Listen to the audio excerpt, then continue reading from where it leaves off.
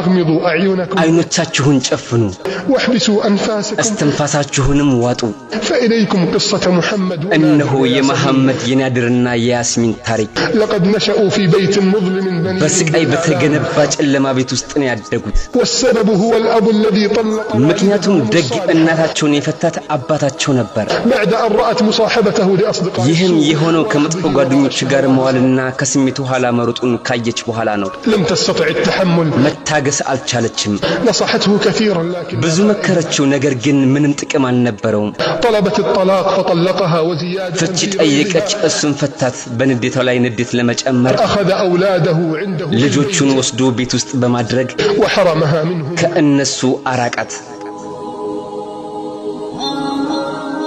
ومرت الأيام ቀናቶችም አልፈው ليتزوج ذلك الأب المجرم بامرأة ያ ወንጀለኛ አባት ከእሱ በባሰ ወንጀልና ጨካኔ የተሞላች ሴት አገባ كان لا يرحم توسلات ابنته ياسمين የ12 ዓመቷ ልጁን ያስሚን ልመኗን ሰምቶ አያውቅም ነበር وهي تطلب من والدها أن تذهب لزيارته እናቷን ሄዳ ለመዘየር ስትለምነው لكن القلب المتحجر ما የደነደነ ልቡ ሊራራም አልቻለም تجري ياسمين لتضم أخاها الأصغر محمد ያስሚን ታናሽ ወንድሟን መሐመድን ደረቷ ላይ አቅፋ ታለቅሳለች ويمسح نادر ابن الثمانية የ8 ዓመቱ ናድርም የእህቱን እንባ እየጠረገ ይላታል إن شاء الله ماما ستزور አላህ ከፈቀደ እማዬ ትጎበኝናለች لا تسألوني عن معاملة زوجة الأب الحاق ስለ ክፉ የእንጀራ እናት አያያዝ አትጠይቁኝ فقد كانت تحبس ياسمين في غرفة ያስሚንን ብቻዋን ክፍል ውስጥ ታስራት ነበር وتضع لها رغيفا وقطعة አንድ ዳቦ ጥቂት አይብና አንድ ብርጭቆ ውሃ ታስቀምጥላትና ثم تتركها حتى تتفرغ للتلفاز حتى يعود እስከ ማታ አባቷ ከስራ እስኪመለስ ድረስ ቴሌቪዥን ለማየት ትተዋት ነበር وأما نادر ومحمد ናዲርና ሙሐመድማ فقد كانت المعاملة أقصى አያያዛቸው የከፋና የባሰ ነበር تحبسهم في غرفة أخرى لوحدهما ለብቻቸው ሌላ ክፍል ውስጥ ታስራቸውና ولا تخرجهما إلا إلى الحمام ሽንት ቤት እንኳን አታወጣቸውም ነበር بعد عناء ومشقة ከብዙ وضرب ልፋት وصراخ. ድብደባና ጩኸት በኋላ ካልሆነ በቀር ويعود الأب ليلا አባትየው ማታ ሲመለስ يبحث عن شهوته فقط የሚፈልገው ስሜቱን ማርካት ብቻ ነበር وتتمنى ያስሚን ትመኝ ነበረ أن يلمح الأب في عينيها በአይኖቿ ውስጥ ያሉትን የሚያሳዝኑ የሐዘን ምስሎች አባቷ እንዲመለከት لكن نظرات زوجة الأب ነገር ግን የእንጀራ እናቷ አስፈሪ እይታ تجعل ياسمين تطرق ያስሚን رأسها በፍርሃት ራሷን እንታቀረቀ ያደርጋታል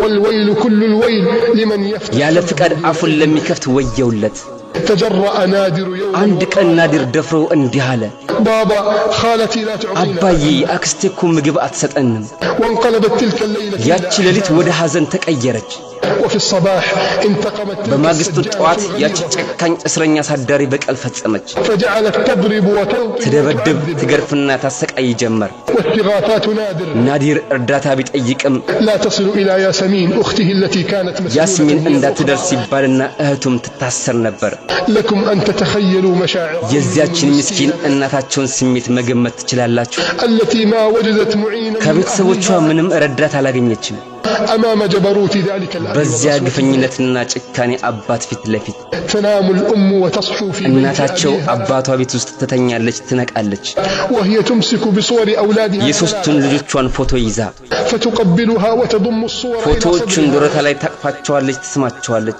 وتترك لدموعها حرية እንባዎቿን በጉንጮቿ ላይ በነጻነት እንዲፈሱ ትተዋቸዋለች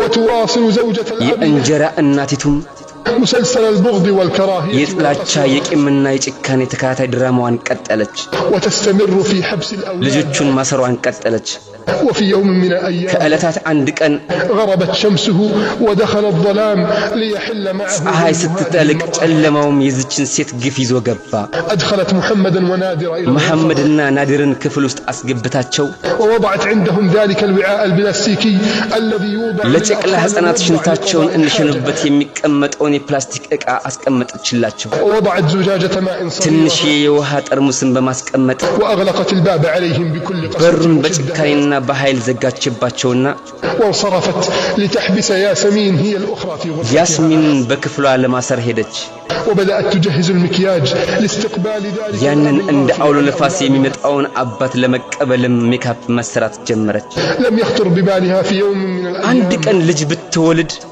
ماذا لو أنجبت طفلا وحدث له ما حدث በእነዚህ ህፃናት ላይ የደረሰው በእሷ ላይ ቢደርስ ምን እንደሚሆን በጭራሽ አስባት ታውቅም ነበር وبدأ محمد يشتكي لنادر መሐመድ ለናዲር ማጉረምረም ጀመረ لماذا يا نادر بابا لا يحب ናዲር አባዬ ለምንድን ነው የማይወደን وبكل براءة طفولية በየዋህ ህፃንነቱ محمد الذي يبلغ 6 سنوات 6 ዓመት ተኩል የሆነው መሐመድ يسأل نادر الذي يبلغ 8 8 ዓመት የሆነው ናዲርን ይጠይቀዋል ويجيب نادر لا أدري ናዲርም አላውቅም መሐመድ ሲል መለሰ بدأ يتحدثان عن أمهم ስለ ውብ እናታቸው ማውራት ጀመሩ التي لم يروها منذ 4 ካዩት 4 ወር ስለሆናቸው مر الوقت سريعا ጊዜ በፍጥነት አለፈ ودخل الأب إلى المنزل አባትየም ወደ ቤት ሲገባ واستقبلته زوجته السجانة እስረኛ አሳዳሪ ሚስቱን ተቀበለችው سأل عن الأولاد قالت نعم ስለ ልጆቹ ሲጠይቅ ክፍላቸው ውስጥ ተኝተዋል አለችው ثم بدأ الأب بتناول طعامه ከዚያም አባትየው ምግቡን መመገብ ጀመረ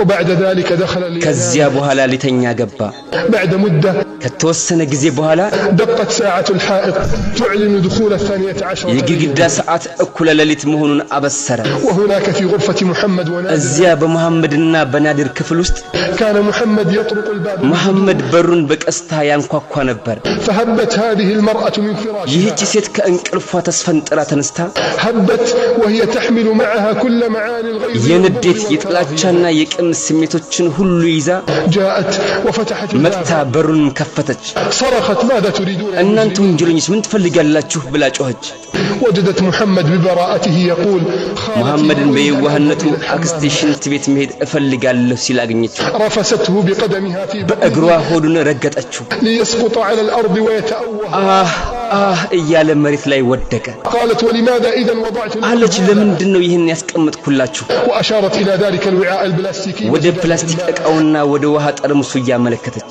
كانت دموع محمد تتحدر على የመሐመድ እንባ በትንሽ ጉንጩ ላይ ይወርድ ነበር وتمر أمامه صورة የአዛኝ እናቱ ምስልም በፊቱ አለፈ وكأن قلبه يخاطب ልቡም እንዲህ እያላት ይመስል ነበር እናቴ ሆይ لو كنت عندنا لما حصل لنا እኛ ጋር ብትሆኚ ኖሮ ይሄ ነገር አይደርስብንም ነበር انصرفت وأغلقت الباب وراءها ዞር ብላ በሩን በኃይል ከኋላዋ ዘጋችው ظل محمد يبكي لمدة نصف ساعة መሐመድም ለግማሽ ሰዓት ያህል አለቀሰ وأخوه نادر يهدئ ወንድሙ ናዲርም ያረጋጋው ነበር وبعد لحظات ከጥቂት ጊዜ በኋላ استسلم محمد للموت መሐመድ እንቅልፍ ወሰደው فحضنه أخوه نادر ወንድሙ ናዲርም አቀፈው واستسلمه أيضا እሱም እንቅልፍ ወሰደው مرت عقارب الساعة محملة የሰዓት بالآلام ቀስቶች በስቃይ ተሞልተው አለፉ وفي تمام الساعة الثالثة ከረፋዱ 3 ሰዓት ላይ استيقظ نادر على صوت أخيه ናዲር በወንድሙ መሐመድ ድምጽ ከእንቅልፉ ነቃ وتوسلاته واستغاثاته በልመናውና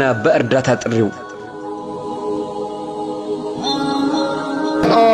سأموت ልሞት ነው تذكر نادر أن المعلم ናዲር መምህሩ የነገረውን አስታወሰ بأن المريض تقرأ عليه سورة የታመመ ሰው ላይ ሱረቱል ፋቲሃ እንደሚቀራበት فبدأ يرتل بصوت طفولي በህፃን ድምፁ ወንድሙ መሐመድ ላይ መቅራት ጀመረ سورة الفاتحة ሱረቱል ፋቲሃን ويمسح على بطنه ሆዱንም እያሻሸው ነበር وفجأة بدأ يصرخ محمد صراخ በድንገት መሐመድ በሚገርም ሁኔታ መጮህ ጀመረ ثم فجأة سكت ከዚያም በድንገት ዝም አለ وابتسم ابتسامة طويلة وقال ረጅም ፈገግታ ፈገግ ብሎ እንዲህ አለው نادر أنا أحبك وأحب أمي ናዲር وأختي እኔ ياسمين، እወድሃለሁ እናቴና እህቴን ያስሚንንም እወዳቸዋለሁ لكني لا أحب بابا ولا أحب ነገር ግን እኔ አባቴንና አክስቴን አልወዳቸውም ثم شخصت عيناه وثقلت ከዚያም አይኖቹ ፈጠጡና ራሱም ከበደ على يد أخيه نادر ومات በወንድሙ ናዲር እጅ ላይ ሆኖ ሞተ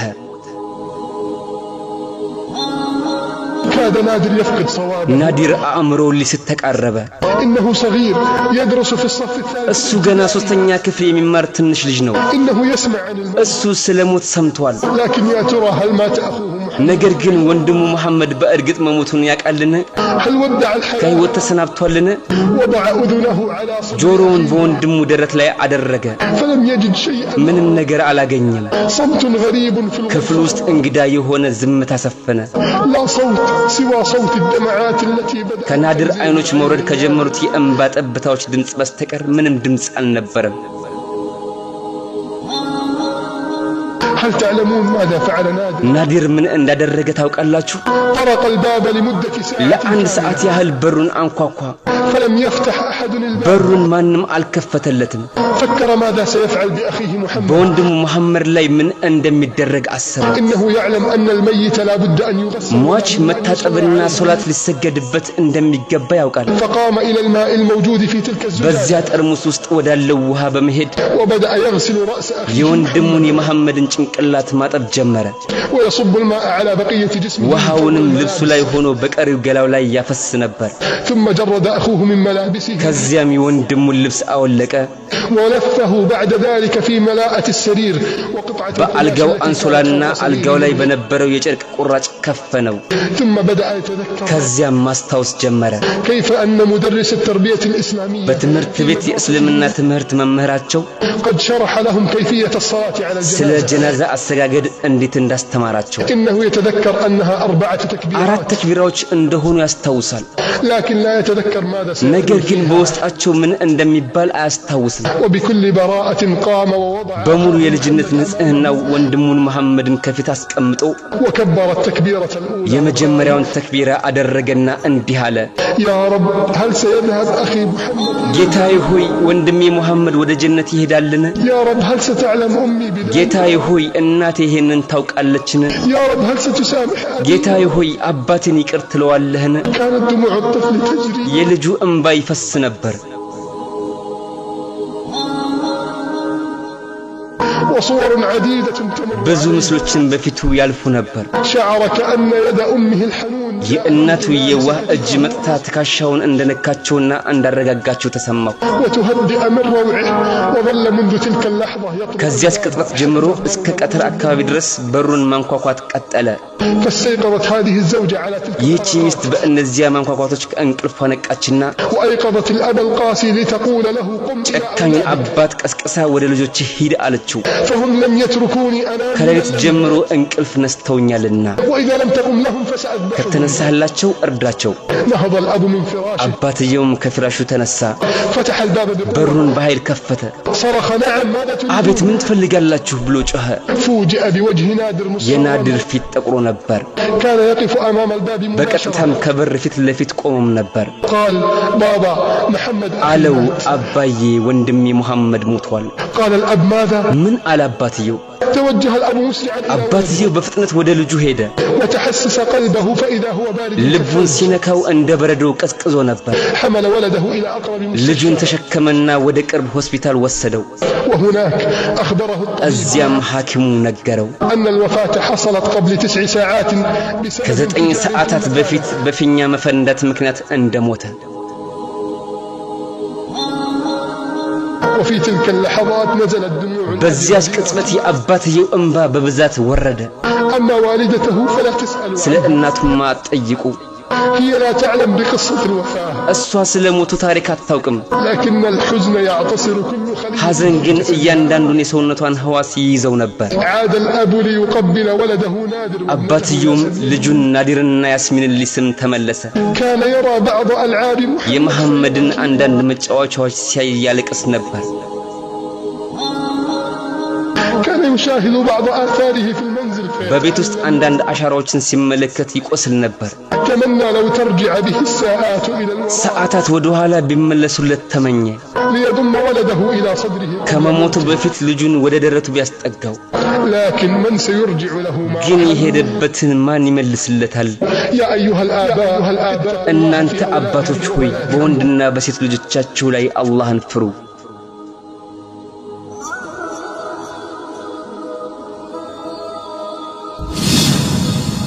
አኼራ ቲዩብ እስላማዊ ቻናል